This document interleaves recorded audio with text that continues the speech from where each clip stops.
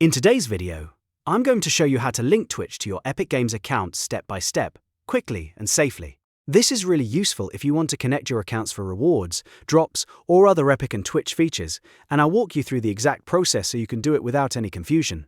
If this video helps you out, please take a second to hit the like button and subscribe for more easy tutorials just like this. Alright, let's jump right in. First, open your web browser and go directly to the official Epic Games portal.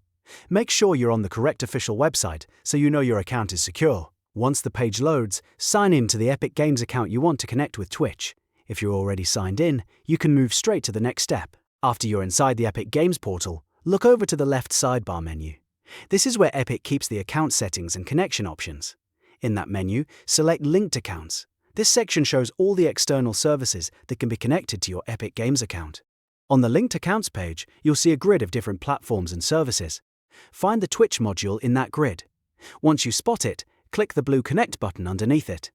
That button starts the linking process between Epic Games and Twitch. A pop-up window will appear with the account linking agreement details.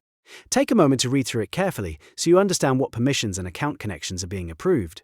When you're ready, click Continue to confirm the connection. After that, follow the on-screen procedure exactly as it appears. This may include signing into your Twitch account, authorizing the connection, and confirming any final prompts that appear. Just keep following each instruction on the screen until the process is complete. Once everything is finished, your Twitch account will be linked to your Epic Games account successfully. At that point, you're all set, and you can go back and use the connected features as needed. If this tutorial helped, don't forget to like the video, subscribe to the channel, and turn on notifications so you never miss a helpful guide. Thanks for watching, and I'll see you in the next one.